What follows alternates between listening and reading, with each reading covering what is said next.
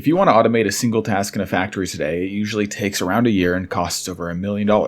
Boston Dynamics thinks that humanoid robots are the way out of that problem, but only if they can learn fast enough. In this video, I'm breaking down a recent Boston Dynamics interview I saw where two experts explain why most factory jobs still aren't automated and how they're trying to solve that with a general-purpose humanoid robot called Atlas. And to me, the interesting part of this video isn't the robot's hardware, it's how they're building the robot's brain and the kind of data they need to train it. So the real question is, what is Boston Dynamics actually trying to do? Their vice president says, "Our vision for humanoids essentially is to build the world's first commercially successful humanoid robot, essentially solve manual labor in the process."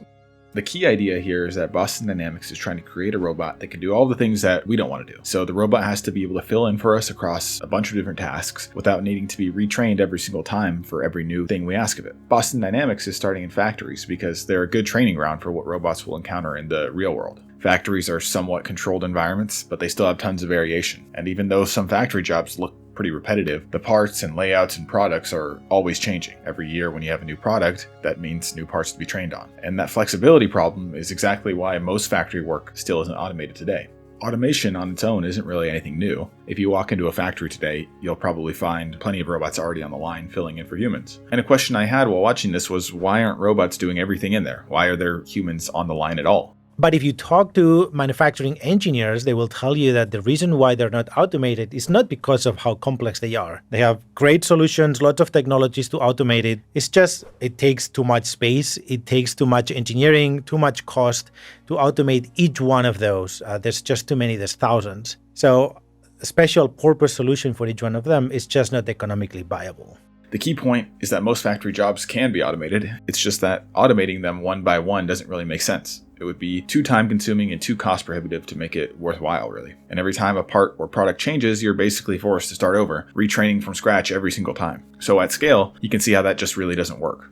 To understand why this doesn't scale, let's go through what it actually took in the old robotics workflow to teach a robot how to do something. So let's say you wanted a robot arm to pick up a car part and install it on the car frame. First, engineers would have to teach the robot to identify what that car part looked like. So you'd build a 3D model of the part and the environment that it's going to be working in so that the robot knows what it's looking at. Then you'd build a perception model, basically like a vision system, so that the robot can find that part and identify it in the real world. Next, you'd teach the robot how to actually handle the part. So you'd take into account its weight, flexibility, rigidity, and so on, and then have the robot learn how to move it without breaking it. So this is a multi-step process, and if you imagine doing this for every single individual task in a factory, you can see why it just doesn't scale. It takes too much time and too much money.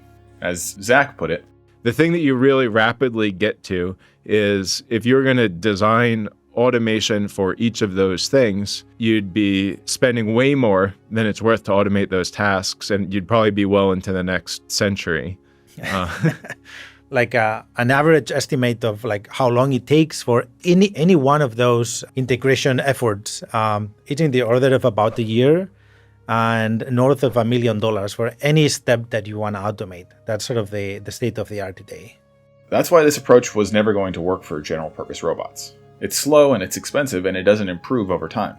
So Boston Dynamics' solution is a generalist humanoid robot. Basically a robot that can be dropped into any environment and be able to quickly learn what to do without a ton of extra training required. But a generalist robot only works if you also build a generalist brain. It needs to be able to learn new tasks and also improve on them over time. To do that, there are two main workflows, pre-training and post-training. In post-training, basically you demonstrate the robot how to do something, and a certain number of times, it could take in the order of a day, for example, of demonstration of an expert demonstrator to tell the robot how to do that task and how to correct for certain errors that might happen during the execution, and accumulate all that knowledge now not in the form of a program, an algorithm, but rather in the form of knowledge ingrained in a neural network.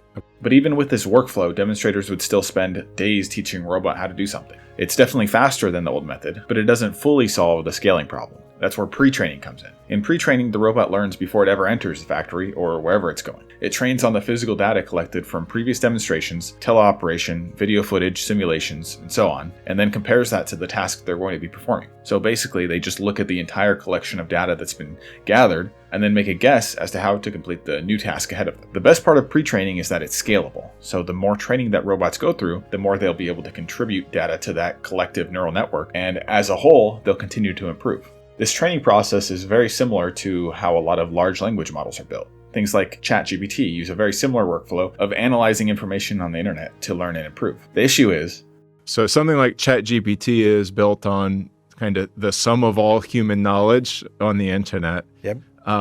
We don't have the sum of all human physical behavior available somewhere. basically robots don't really have enough data collected to be able to perform every task yet. So these two aren't saying that robots need smarter AI. They're basically saying that robots need more real-world practice. The main bottleneck here is data. So if the goal is to collect more data to train these robots, there are really only 3 methods available right now. I would say that teleoperation is today the most valuable source of data for early deployments or for early behaviors, right? So if you want your robot to exert a certain behavior in the next couple weeks, teleoperation is your friend. Teleoperation is a training method where human demonstrators put on a tracking suit or gloves, and then the robot copies their exact movements. So if you want to train a robot how to pick up an object and move it, you put on the suit and physically do it. This creates something called zero gap data, and that's data where there's no difference between the movement of the human and the movement of the robot. So once they have the demonstration, the robot is good to go and start working. The issue with this is that it's time consuming, because you're usually giving multiple demonstrations to train a robot to do something. You also need skilled demonstrators. If your demonstrator moves too slowly or bends in an unbalanced or inefficient way, the robot will copy them and then not perform to their full extent. The next method is reinforcement learning, or simulation. In this method, you take your robot and create hundreds or thousands of digital clones of it. Then you put them all in some computer environment using something like Unreal Engine, and then give them a task, like putting an object into a jig. Over time, their AI develops efficient methods of completing the task, all with very limited human intervention, through trial and error. This also has the benefit of allowing the robot to become familiar with variations. Oh, you want to grasp this object? Well, do the same thing, but also if the object is 1 centimeter to the right or 1 to the left, or in thousands of variations. Mm-hmm.